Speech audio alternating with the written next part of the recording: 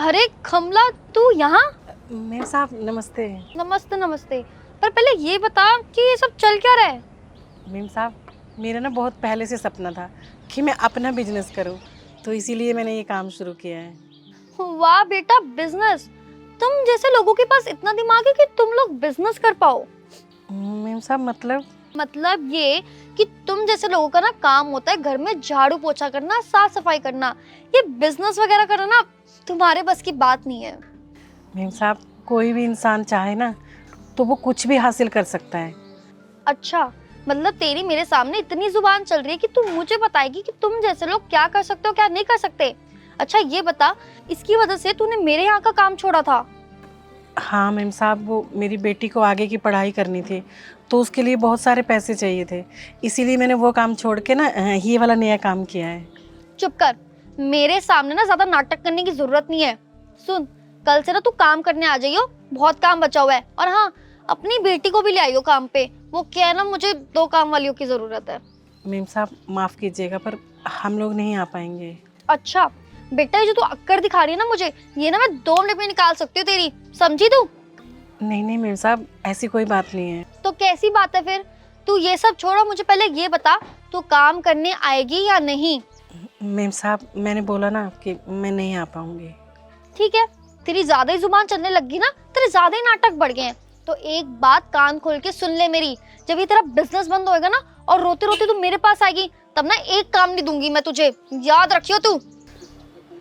अरे मेम साहब। मीनावती कम।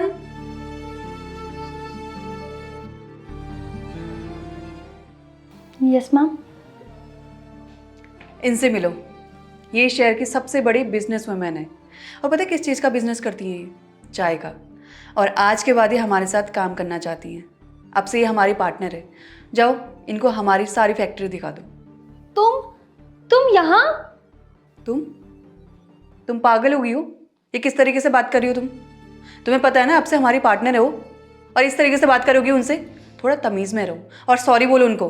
अरे मैम, ये हमारे घर पे ना झाड़ू पोछा का काम किया करती थी। झाड़ू पोछा?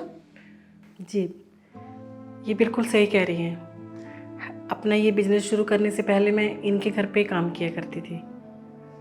फिर मुझे अपनी बेटी को आगे पढ़ाई के लिए भेजना था, तो मैंने इनका काम छोड़ के अपना छोटा सा चाय का ठेला शुरू किया था। और उस ठेले पर आकर इन मैडम ने मेरे साथ बहुत ज़्यादा बदतमीज़ी की थी।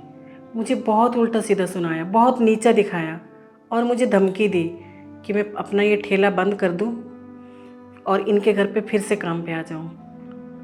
इन्होंने मुझे ये तक बोला कि तुम्हारा ये बिज़नेस फेल हो जाएगा और तुम गिड़गिड़ाती हुई मेरे पास काम मांगने आओगी। और मैडम इतना ही नहीं, मैंने इनको 1 महीने का नोटिस देके इनके घर से काम छोड़ा था, लेकिन उसके बावजूद भी इन्होंने मेरी बैलेंस सैलरी मुझे नहीं दी। उस टाइम पे मेरे घर की कंडीशन इतनी ख़राब थी, मैं इतनी इनके सामने रोई गिड़गिड़ाई कि मेरा बैलेंस मुझे दे दो, लेकिन उन्होंने मेरी एक नहीं सुनी।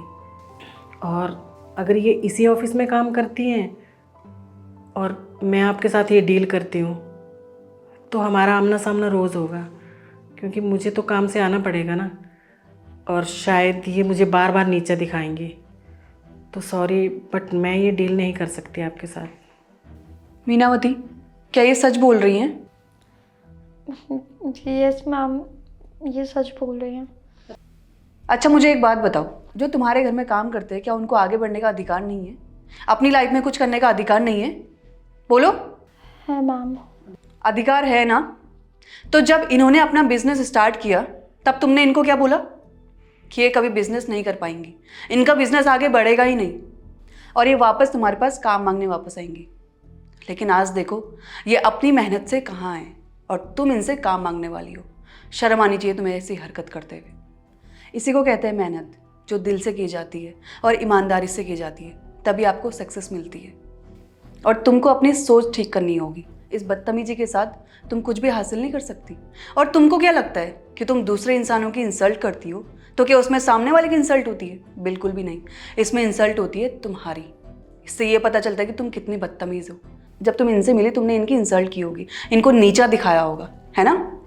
और तुम भी तो अपना बिजनेस स्टार्ट करना चाहती थी। तुमने मुझे बताया था कि तुम अपने पापा का सपना पूरा करना चाहती हो।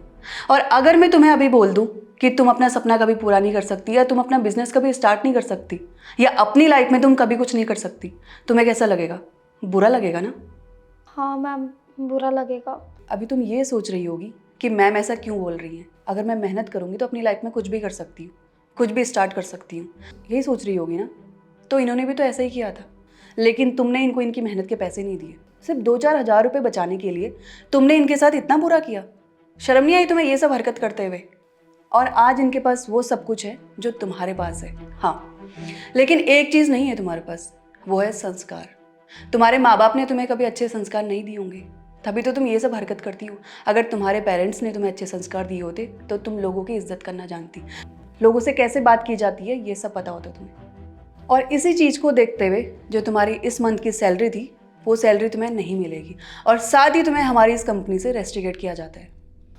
Ma'am I am really very sorry. Ma'am पता नहीं जाने अनजाने में मैंने क्या कुछ आपको नहीं कह दिया। मैम सीरियसली मेरा ऐसा कोई इंटेंशन नहीं था। मैम प्लीज़ आप मुझे माफ़ कर दो। I am sorry ma'am, please. ठीक है, आप सॉरी बोल रहे हो, लेकिन आगे से ध्यान रखना कि कभी भी किसी के साथ इस तरह का व्यवहार मत करना। दुनिया के हर इंसान को अपनी ज़िंदगी में कुछ अच्छा करने का, बड़ा करने का, आगे बढ़ने का हक है। अगर आप उसकी मदद नहीं कर सकते हो तो कम से कम उसे पीछे मत खींचो। मैं तुम्हें माफ़ तो नहीं कर सकती, लेकिन हाँ, तुम्हें अपनी इस कंपनी से बाहर निकालती हूँ, और साथ ही तुम्हें ब्लैकलिस्ट किया जाएगा ताकि तुम्हें किसी भी कंपनी में जॉब ना मिले। अब जाओ, घर बैठो आराम से, और अपने पेरेंट्स को बोलो कि तुम्हें अच्छे संस्कार दे, ताकि आज के बाद तुम ऐसा किसी भी इंसान के साथ ना करो। आई बात समझ में? अब जाओ यहाँ से, ma'am please. Please get out.